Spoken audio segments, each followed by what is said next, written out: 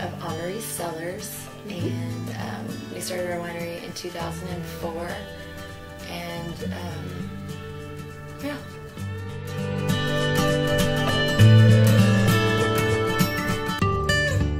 Where exactly are you? You're in Walla Walla. We're in Walla Walla. Okay. 3 miles east of town, up Mill Creek at 1,400 feet elevation. We have an estate vineyard there with all 5 Bordeaux varietals, Viognier, and Syrah. Wonderful. For those of you who have not yet visited where Anna's at, you will be greeted in a very intense way. As you pull in, you will see there's a beautiful field of lavender, and you'll be hit with a wall of it when you come in. It's absolutely beautiful, and it's beautiful. I can't even talk about it. It's that fabulous.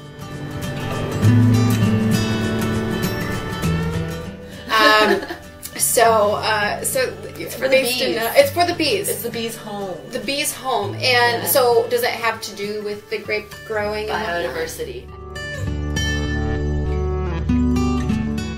You don't need bee pollination in wine growing, but you definitely need, I think you need a healthy environment. We're sustainable. We're certified sustainable. We got 395 points out of 400 on our sustainability Oh, that's great. exam, and we passed it with flag colors.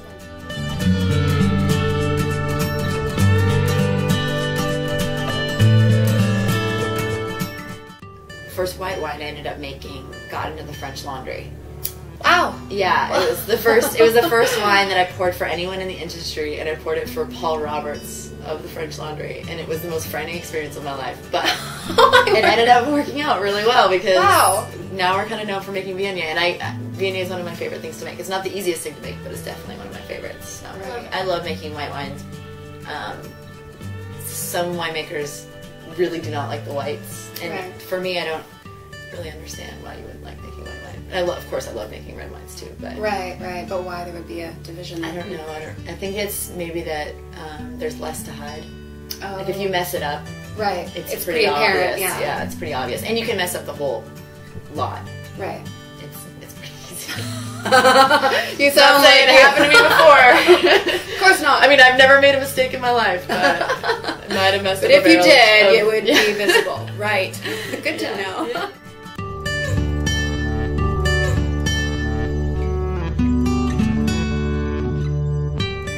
So where does that name then come from? Maurice is my grandfather, and everybody was telling us, "Oh, name it Whispering Hills," or some fanciful name. And Lavender like, Lane. Yeah, that would have been great. The lavender weren't there yet, so we didn't come up with Right. that one.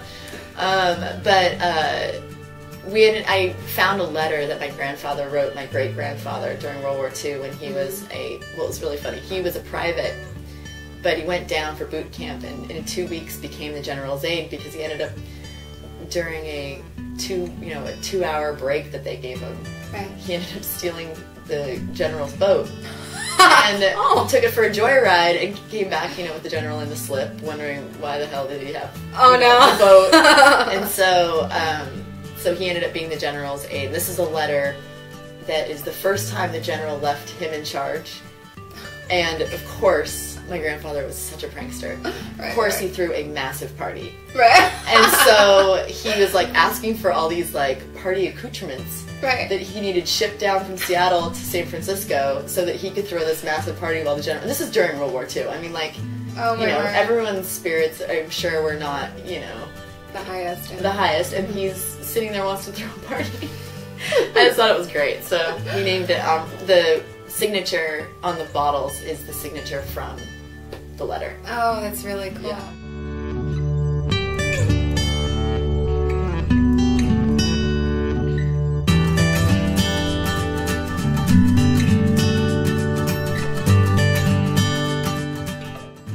So this wine is the estate vineyard, and this is the 2008. This is the first vintage. In fact, we only have 5 cases of this left, I think. Oh no! So this is the first vintage of our wine off the estate. Wow. Okay. And this is 100% Viognier, or? Mhm. Okay. And the name of this one then? Oh, it's called Sparrow. Sparrow. So, I don't know if you can see the label. I was an art history major, an art major, so I did a little drawing on the front. Nice. And, got your hands into everything on this bottle. Oh yeah. Well, label design it was fun. I designed the labels when I was in Argentina with an Argentine label designer that did Alta Vista and a couple different other. Nice. And actually a family friend.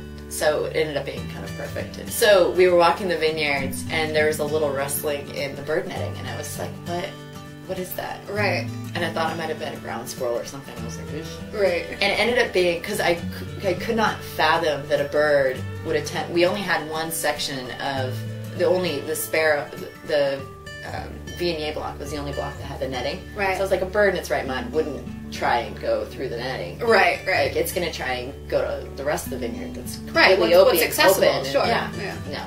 This little sparrow was so excited about the Viognier that it, like, tried to get in. And we found it, and so we set it free. Oh. Yeah, it was pretty cute. Oh. And so I decided, I was like, well, that little tenacious guy gets to have a wine named after him, you know? That's very cool. Or lady. We don't know. But, so we call it Sparrow, just after the bird that tried to get in the netting. It's nice. Yeah, it's pretty cute. Oh. Well, the nose in this one, very different from the other. Yeah.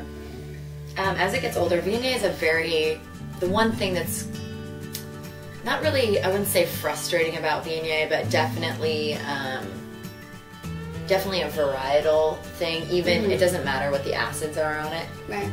Viognier is a 3 to 5 year wine. Oh, okay. So it dramatically changes in the bottle. Right. And it has major swings.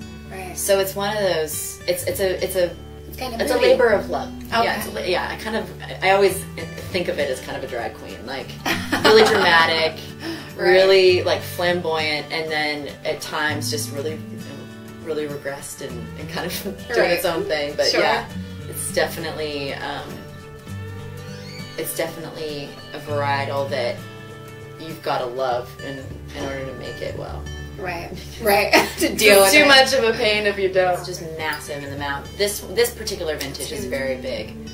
The 09 is I kept a little bit more malic acid, so it's a little bit more restrained, but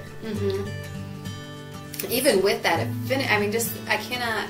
The finish cannot describe how bright it is on the finish. Yeah. It's like the sun is just coming up over the hills. Like you see it at first, and you're like, oh, isn't that lovely? Oh, it's morning. Bam. You're like, no, it's not morning yet. Here it is. Yeah. Wow. Yeah. Oh, it's great. It's really lovely. And that's in.